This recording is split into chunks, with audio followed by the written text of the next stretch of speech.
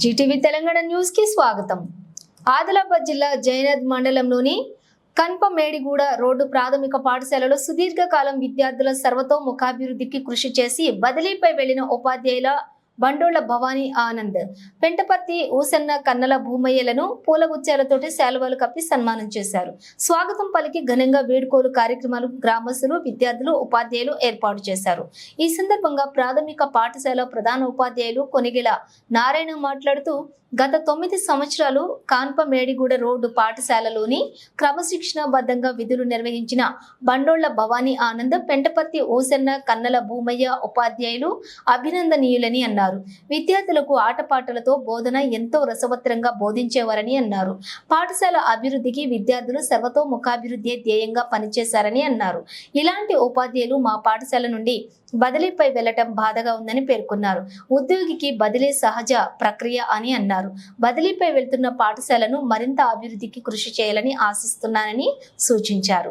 ఈ కార్యక్రమంలోని జిల్లా పరిషత్ ఉన్నత పాఠశాల ప్రధాన ఉపాధ్యాయులు సత్యవాన్ చిక్కే, పాఠశాల యాజమాన్య కమిటీ మాజీ చైర్మన్ పోలవేణి ఆడెల్లు, ఉపాధ్యాయురాలు జ్యోతి, వసుధ, దేవిదాస్, ప్రకాష్, లెనిన్ బాబు, గ్రామస్తులు కుంచేల శంకర్, ముక్తేకర్ హుస్సేన్, విద్యార్థులు తదితరులు పాల్గొన్నారు.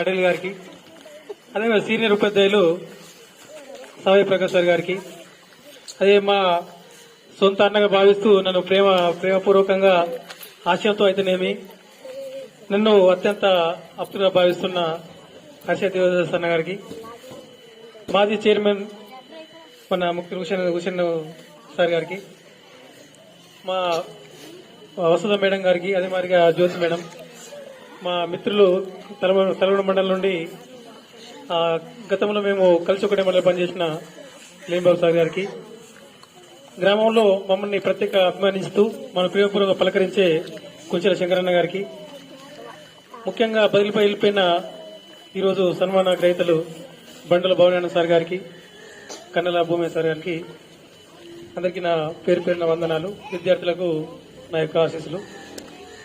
సార్ భవనానంద సార్ చెప్పినట్లు మేము వచ్చి దాదాపు 9 సంవత్సరాలు అయింది. 6 రోజులు కంప్లీట్ అయిపోతే 9 సంవత్సరాలు అయిపోయినట్లే.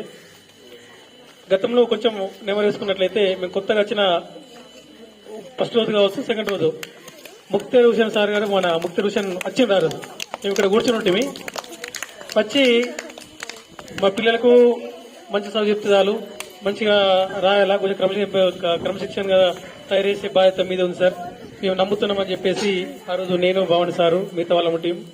భవన్ సార్ ఏమన్నాడంటే, తినబోతు రుచి ఎందుకు అన్నాడు.